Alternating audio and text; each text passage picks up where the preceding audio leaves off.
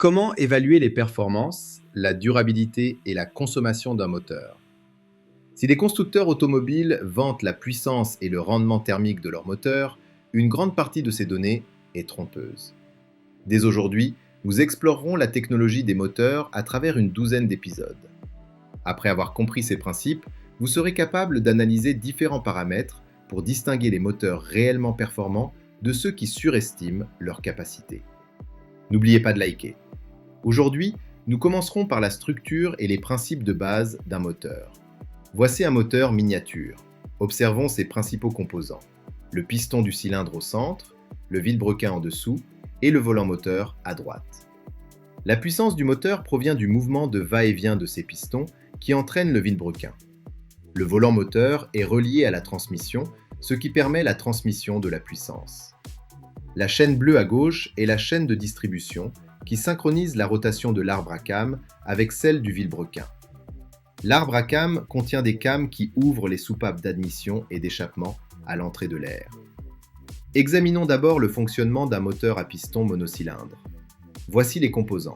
Le piston, les parois du cylindre de part et d'autre, le vilebrequin en dessous, l'injecteur de carburant en haut à gauche et l'arbre à cames.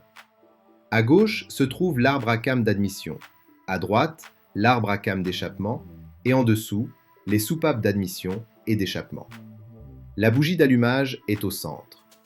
Deux courses du piston, une montée et une descente, constituent un cycle, également appelé cycle à 4 temps.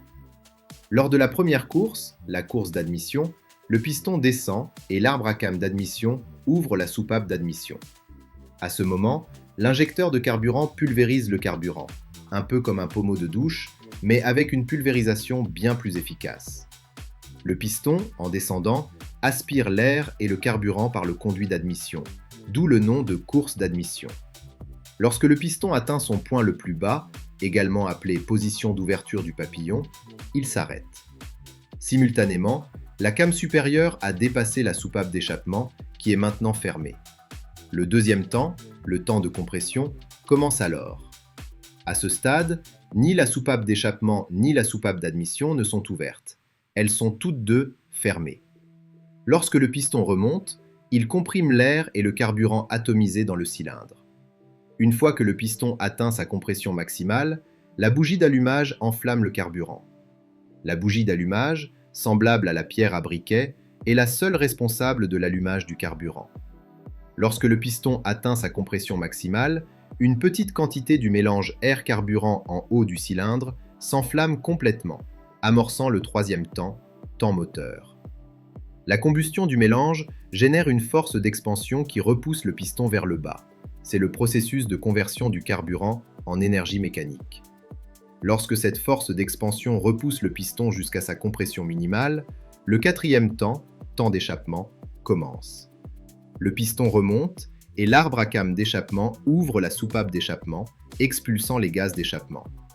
Lorsque le piston atteint sa compression maximale, l'arbre à cames d'échappement dépasse la soupape d'échappement qui se ferme.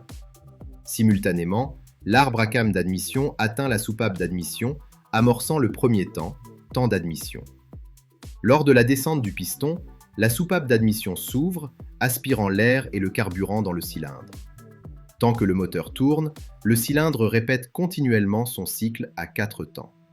À chaque cycle, le vilebrequin effectue 2 rotations.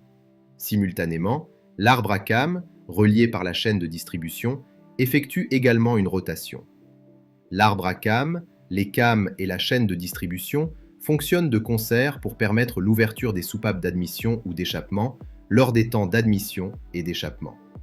La plupart des voitures particulières modernes sont des 4 cylindres, mais l'ordre d'allumage n'est pas fixe. Les bougies d'allumage s'allument successivement, 1, 3, 4, puis 2, afin d'assurer une alimentation électrique continue. En effet, la puissance du piston d'un cylindre est générée uniquement pendant le temps moteur. La puissance générée par le mouvement de va-et-vient des pistons lors des autres temps provient en partie de l'inertie et en partie de la rotation des pistons par le vilebrequin. Pourquoi le vilebrequin est-il conçu de cette façon particulière? Pour cette raison. C'est le principe de base du fonctionnement d'un moteur. Dans le prochain épisode, nous parlerons du démarrage d'un moteur. Les prochains épisodes seront consacrés au moteur. Alors si cela vous intéresse, n'oubliez pas de vous abonner à notre chaîne automobile. À bientôt.